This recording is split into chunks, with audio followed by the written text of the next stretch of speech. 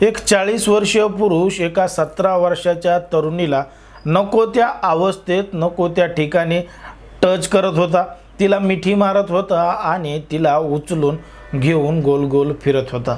हा व्हिडिओ मोठ्या प्रमाणात सोशल मीडियावर व्हायरल झाला होता आणि हा व्हिडिओ व्हायरल झाल्यानंतर त्याची चर्चा सुद्धा मोठ्या प्रमाणात झाली होती। आता या व्हिडिओचा अनेक जण आनंद घेत होते, काही जण टीका करत होते, काही जण कमेंट करत होते। पण ह्या व्हिडिओ पाठोपाठच दुसरा एक व्हिडिओ मोठ्या प्रमाणात व्हायरल झाला होता, तो सुद्धा या व्हिडिओच्या संबंधितच होता।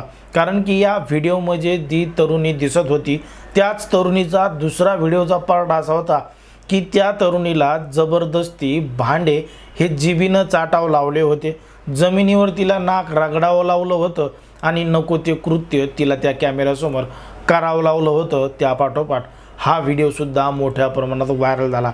अशा पद्धतीचा त्या तरुणाचा व्हिडिओ व्हायरल त्यामुळं आजूबाजूचे लोक मोठ्या प्रमाणात परेशान झाले होते आणि हा व्हिडिओ एवढा व्हायरल झाला की त्या ठिकाणचे जे पोलीस अधिकारी आहेत त्यांच्याकडे हा व्हिडिओ पोहोचला आणि त्यांनी थेट आदेश दिले की ही जी महिला आहे, ही जी तरुणी आहे, यांच्यासोबत नेमकं काय घडतंय, यांच्यासोबत अशा प्रकारचा अन्याय कोण करतंय याचा ताबडतोब तपास करा आणि त्यांना पोलीस स्टेशनमध्ये हजर करा।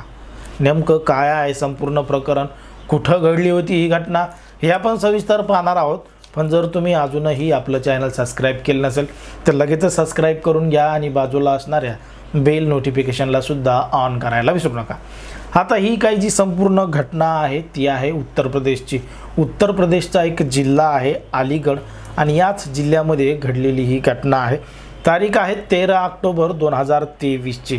13 ऑक्टोबर 2023ला याच अलीगढ परिसरामध्ये एक व्हिडिओ सोशल मीडियावर मोठ्या प्रमाणात व्हायरल झाला होता, जे की आपण सुरुवातीला पाहिलं। एक 40 वर्षीय पुरुष एक 17 वर्षीय तरुणीला नको त्या अवस्थेत पकडत होता, उचलून घेत होता, गोल गोल फिरत होता आणि त्याच्यानंतर दुसरा एक व्हिडिओ व्हायरल झाला की त्याच तरुणीला ते जे भांडे आहेत ते जिभेनं चाटा लावायचा, जमिनीवर नाक घासून माफी मागा लावायचा, असा प्रकारचा तो व्हिडिओ मोठ्या प्रमाणात व्हायरल झाला।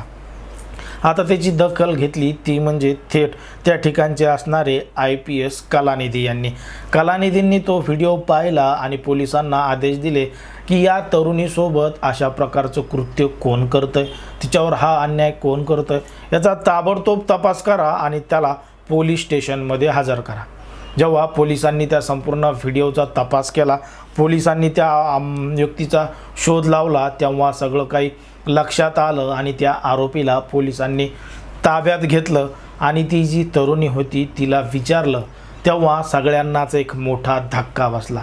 कारण की त्या व्हिडिओमध्ये जी व्यक्ती दिसत होती 40 वर्षीय, ती त्या तरुणीचा वडील होता आणि तिचा वडीलच त्या तरुणीसोबत नको ते कृत्य करायचा, नको तिथं टच करायचा आणि तो तिच्या आईला आणि त्या तरुणीसोबत अशा पद्धतीनं वागणूक द्यायचा। याचं कारण म्हणजे असं होतं की एक दिवस ती जी तरुणी होती ती घरामध्ये एकटी होती आणि तिचा जो बाप आहे 40 वर्षाचा, हा दारू पिऊन आला आणि त्याच्या 17 वर्षाच्या मुलीच्या बाजूला जाऊन झोपला। त्याला वाटलं त्याची बायकोच आहे, पण त्यानं केलेलं हे मुद्दामून कृत्य होतं। तो त्याच्या मुलीच्याच बाजूला जाऊन झोपला आणि त्यानं सगळं काही जे केलं ते त्याच्या बायकोसोबत करत होता, त्याच पद्धतीनं त्यानं त्याच्या मुलीबरोबर केलं।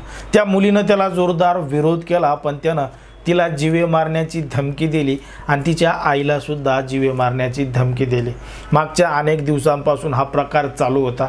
ही जी माहिती आहे ती त्या तरुणीच्या आईला सुद्धा माहीत झाली होती, त्या तरुणीनं तिच्या आईला सुद्धा सांगितली होती। पण समाजामध्ये बदनामी होईल, लोक काय म्हणतील, आपली दखल कोणी घेणार नाही, म्हणून ती तरुणी आणि तिची जी आई आहे या दोघी सुद्धा या संपूर्ण प्रकरण सहन करत होत्या आणि लोकाला सांगावं तर लोक आपल्यावर विश्वास ठेवणार नाहीत असं सुद्धा त्या महिलेला वाटू लागलं। मागच्या काही दिवसांपासून ती महिला आणि ही तरुणी सगळं सहन करत होत्या। आपण सांगतो वारंवार की एकदा सहन केलं तर मग ते वारंवार सहन करावं लागतं।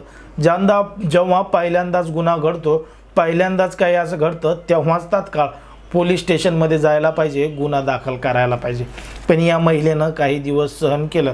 मग तो जो पुरुष आहे त्याची हिंमत अजूनच वाढत गेली आणि तो त्या तरुणीबरोबरही आणि त्याच्या बायकोबरोबरही एकसोबत असं कृत्य करायचा. हद्द तर तेव्हा झाली, याला एक अजून छोटी मुलगी होती. या पुरुषानं तिच्याकडे सुद्धा वाईट नजर टाकायला सुरुवात केली. पण आता मात्र ती महिला शांत बसली नाही आणि तिनं तिच्या मुलीला सांगितलं की हा जेव्हा केव्हा तुम्हाला टच करेल, जेव्हा केव्हा तुम्हाला उचलून घेईन, काही प्रकार करेल, तिकडं तुम्हाला कोपऱ्यात नेईन, तेव्हा गपचूप याची संपूर्ण काही व्हिडिओ शूटिंग करा आणि ती आपण पोलिसांना दाखवू. अगदी ठरल्याप्रमाणे एक दिवस त्या महिलेमध्ये आणि या पुरुषामध्ये वाद झाला आणि त्या वादाच्याच कारणामुळं या पुरुषानं त्या महिलेला आणि त्या तरुणीला जमिनीवर नाक घासून माफी मागायला लावली. घरामधले जे काही भांडेकुंडे होते ते जिभेनं साफ करावा लावले आणि नाही केले तर तुम्हाला जिवे मारेल अशी धमकी तो द्यायचा. आणि त्याची असणारी ती लहान मुलगी तिकडं संपूर्ण व्हिडिओ रेकॉर्ड करते आणि ती व्हॉट्सअपच्या माध्यमातून शेअर करते सोशल मीडियावर. तो व्हिडिओ बघता बघता मोठ्या प्रमाणात व्हायरल होतो आणि तो पोहोचतो IPS कलानिधी यांच्याकडे आणि कलानिधी यांनी स्वतः आदेश दिले होते या संपूर्ण प्रकरणाची चौकशी करण्यासाठी. आता आरोपी पोलिसांच्या ताब्यात आहे आणि त्याच्यावर कायदेशीर कारवाई सुरू आहे. पण पाहिलं तर परिसरामध्ये, त्या संपूर्ण जिल्ह्यामध्ये त्या पुरुषाविरोधात अगदी संतापाची लाट उसळली आहे आणि कठोरातली कठोर शिक्षा त्या व्यक्तीला व्हावा अशी मागणीसुद्धा त्या ठिकाणच्या लोकांनी केली आहे. त्या महिलेनं आणि त्या तरुणींसुद्धा पोलीस स्टेशनमध्ये त्या आरोपीविरोधात गुन्हा दाखल केला आहे. त्यासुद्धा कायदेशीर कारवाईची लढाई लढत आहेत. पण त्यांनी जर हा निर्णय अगोदरच घेतला असता तर त्यांना एवढे दिवस हे काही सगळं सहन करण्याची वेळ आली नसती. कदाचित त्यांनी जर अगोदरच, जेव्हा पहिल्यांदाच कृत्य घडलं तेव्हाच पोलीस स्टेशनचं दार वाजवलं असतं, पोलीस स्टेशनमध्ये तक्रार दाखल केली असती तर नक्कीच पोलिसांनी सुद्धा कायदेशीर कारवाई त्या आरोपीविरोधात केली असती.